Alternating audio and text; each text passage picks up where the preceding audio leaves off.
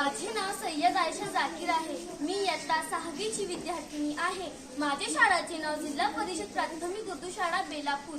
ज्ञान नाही विद्या नाही ती घेण्याची गोडी नाही, बुद्धी असं चालत नाही तयास मानव म्हणाव का। ओळखल्यात का?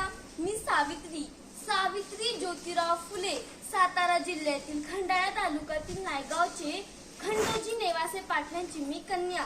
अवघ्या 9व्या वर्षी ज्योतिराव फुले नावाचे माणसाचे माझं लग्न झालं आणि हळूहळू मला कळावं लागलं, जेव्हा माणसाची माझं लग्न झालं ना तर तो साधा सुधारण माणूस नाही, तर या जगाला ऊर्जा देणारा क्रांती सूर्यास आहे। त्या काळी उघडावा लागायची पद्धत नव्हती। बायची जातीनं कसं आपण बरं, आपलं घर बरं, घरातली माणसं, स्त्री पुरुष उच्च नीच लई भेदभाव होता।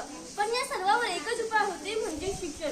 शिक्षणाचा ध्यास एकच खुर्द ज्योतिरावच्या मनात होता। पण एकदा ज्योतिराव शिक्षणाचा प्रसंग करत असताना फराग नावाची ब्रिटिश मॅडम त्यांना म्हणाले, मिस्टर फुले, तुम्हाला शिक्षणाचा प्रसंग घ्यायचा आहे ना, so educated women is first, because if a women is educated the house well educated. पण तुम्ही माणसं मनाला घराच्या बाहेरही पडू देत नाही। सो बॅड मिस्टर फुले। झालं, ती आली की माझ्याकडे पाटी पेन्सिल घेऊन आणि मला म्हणाले, सावित्री आजपासून मी तुला शिकवणार। झालं, सुरू झाला माझा अभ्यास।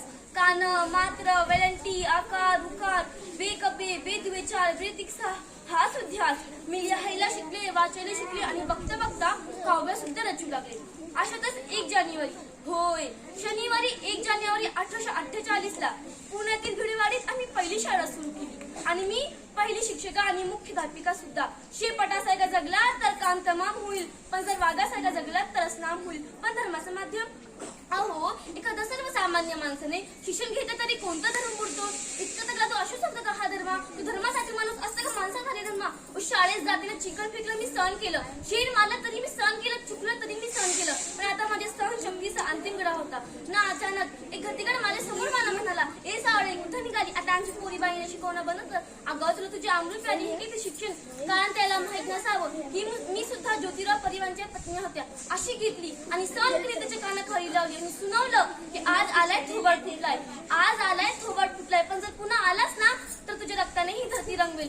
स्त्री ही कोणती जातीची असो किंवा धर्माची असो, ती नेहमीच नाही पडत आलेली आहे आणि यासाठीच आम्ही काम केलो आणि बघता बघता आमच्या 18 शाळा झाले। संगी प्रथा, केशवपूर आम्ही या सर्वांवर अभिमान केले, कारण आनंद होता तर तो आया माया शिकण्याचा। म्हणून म्हणे, विद्येविना मती गेली, मतीविना नीती गेली, नीतीविना गती गेली, गतीविना वित्त गेले, वित्तविना शुद्ध खसली आणि एवढा अनर्थ एक अविद्येने केले। म्हणूनच मुलींना वाचवा, मुलींना शिकवा आणि या देशाची साक्षरता वाढवा, कारण जर एक मुलगा शिकला ना तर तो एकटाच शहाणा होतो,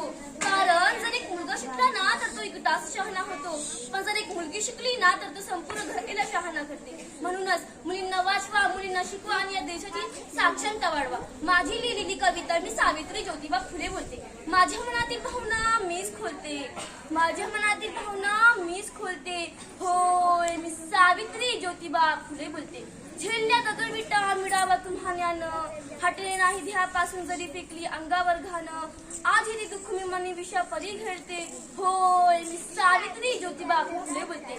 स्त्रीशाही या विश्वाची शान, सर्वांनीच राखावा तिच्या मान, तिच्याच पायी संसारी सुख वैभव खेळते, होय मी सावित्री ज्योतिबा फुले बोलते।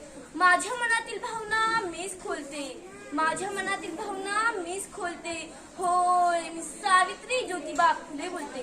पण आता स्त्रीची वैरी निघाली, वर माता स्त्रीची हत्या चालवली, पाहुणे असे प्रकारे मी दुःखी होऊन अश्रू धाडते, होय मी सावित्री ज्योतिबा फुले बोलते। माझ्या मनातील भावना मीच खोलते, माझ्या मनातील भावना मीच खोलते, होय मी सावित्री ज्योतिबा फुले बोलते। धन्यवाद।